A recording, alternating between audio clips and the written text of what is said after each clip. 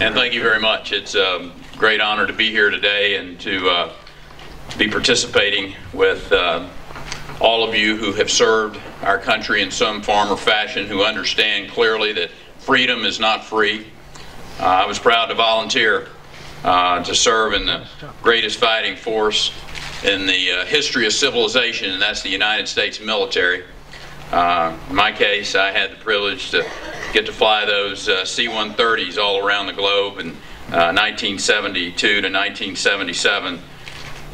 Truth of the matter is that I proudly wore the uniform of my country, but this country has given me substantially more than I could ever give back to it. And the reason that we are a country built on the legacy of heroes whose courage and sacrifice we could never repay. Heroes just like those men that you heard speaking on that video before I walked in. In many cases, they risked their lives at a very young age. Dakota Meyer, our nation's most recent recipient of the Medal of Honor, he saved 36 lives as he rushed back into the forward position to bring out his buddies, to bring out his fellow Marines who had been ambushed by 150 Taliban. Dakota demonstrates honor in some patch that you wear on a sleeve. It's written on your heart. Marcus Luttrell, he survived a savage attack on the side of a mountain in Afghanistan. He lost his 3 teammates. He also lost 16 more special operators who were coming to rescue him. He was the lone survivor. He is the definition of a hero. And there was Dan Moran. His vehicle was hit by an IED. He lost 3 of his fellow Marines. He came home to live in peace, to recover from the scars of that war. And then there was Mike Thornton. He survived an ambush by enemy forces in Vietnam, made it back to the safety of the river, only to find out that one of his fellow warriors was left behind, presumed dead. He didn't get in that boat. He turned around. He went back through the fields of fire, grabbed his buddy who was still alive. He killed several of the enemy on his way back. Swam for 2 hours, keeping his fellow SEAL alive until they were picked up. You see, it's the courage of these men and women under fire that makes me so proud to be an American. Our veterans, our heroes, are the greatest tribute to freedom the world has ever known. I'm proud to know them, be endorsed by many of them, including our state chair of Veterans Coalition here in Iowa, Chuck Larson, our state co-chair, Roy Chambers. I thank them for their confidence, and I thank them for their service. More than a dozen Iowa veterans have signed up to be on our team.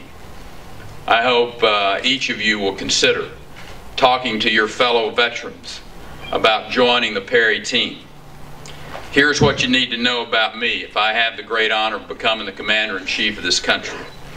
I'll not needlessly spend America's treasure or risk American lives unless our vital interests are threatened.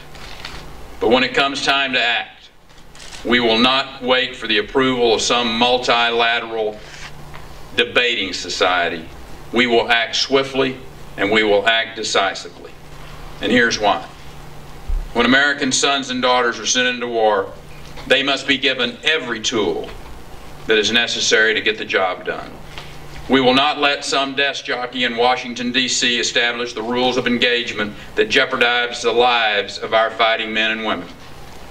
And I want to be clear on another point.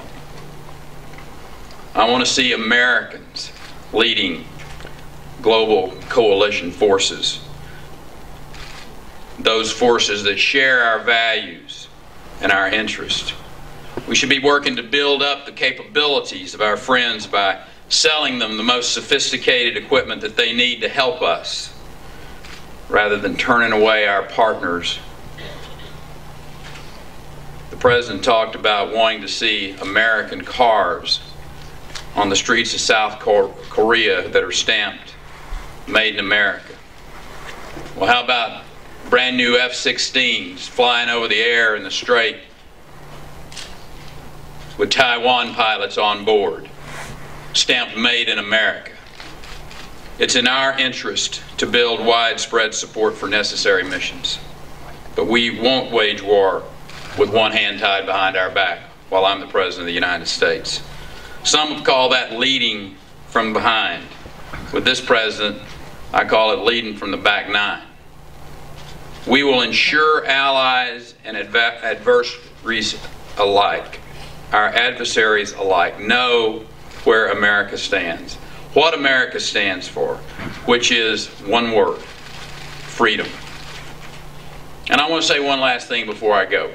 I'm really proud of the college Republicans at Iowa State University who filled boxes and worked through their time off from school to give gifts to be delivered to our fighting men and women in Afghanistan.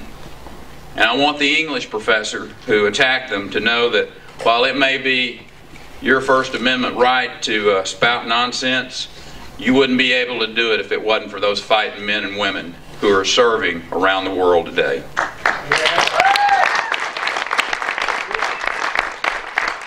So to each of you who made the sacrifice to serve this country, every one of you in this room, I offer you my salute, my best wishes for the year to come, for peace and joy in this great country.